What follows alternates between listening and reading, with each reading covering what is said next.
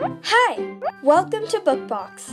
Don't forget to subscribe and tap the bell icon to get our latest videos.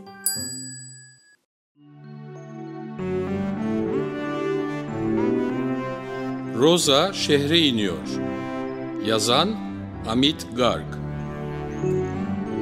Büyük bir kentin göbeğinde küçük bir hayvanat bahçesi varmış. Bu hayvanat bahçesinde de yavru dişi bir fil yaşarmış. Yavru dişi filin adı Rosa'ymış. Bakıcısı Rosa'yı çok severmiş. Ve ona olabilecek en iyi şekilde bakarmış. Pek çok ziyaretçi Rosa'yı bir düzine muzu bir seferde yutarken görmeye gelirmiş. Rosa'ya çok iyi davranılırmış. Ama o diğer fillerle birlikte olmayı özlermiş. Bir gün bakıcısı Rosa'yı besledikten sonra kafesini kilitlemeyi unutmuş. Rosa da hayvanat bahçesinden kaçmış.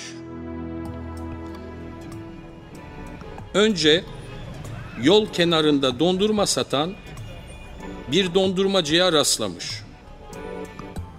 Dondurmacı Rosa'yı görür görmez kaçmaya başlamış.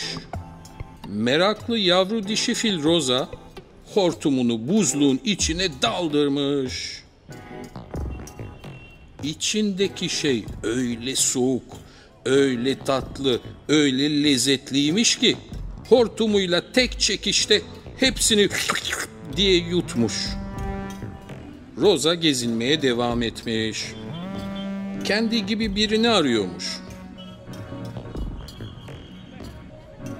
Sonunda bir televizyon dükkanında bir fil sürüsü görmüş. "Aa arkadaşlar!" diyerek dalmış televizyon dükkanına.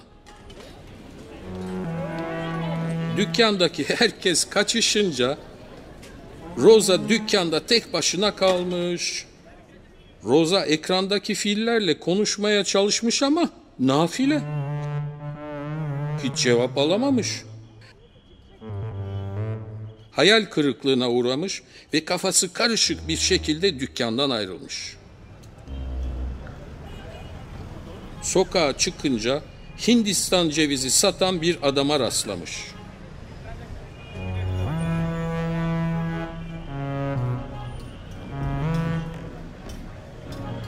"Yaşasın, top buldum," demiş. "Oyun zamanı," diyerek Hindistan cevizini hortumuyla havaya fırlatmış. Hindistan cevizi havada uçarak yolun diğer tarafına parkta oynayan bir çocuğun yanına düşmüş. Rosa yolun karşısına geçmiş, Hindistan cevizi topunu almaya kararlıymış.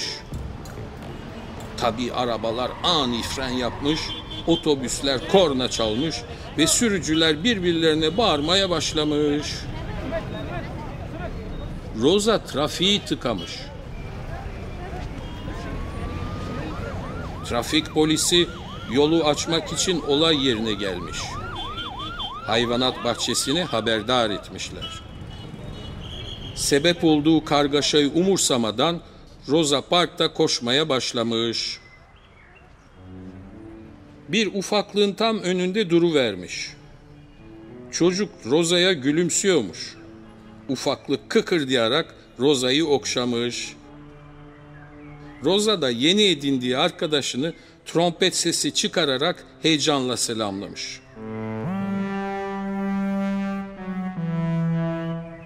Tam o sırada hayvanat bahçesinin bakıcısı parka varmış. Parkın açık alanında özgürce dolaşan Rosa'yı görünce hayvanat bahçesinin bakıcısı hemen anlamış ki Rosa kafeste asla mutlu olamaz.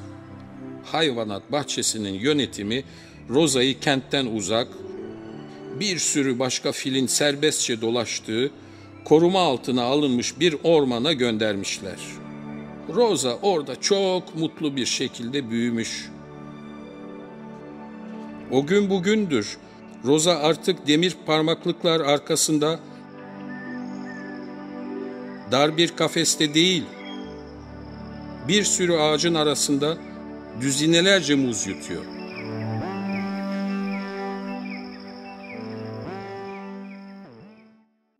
Hey there!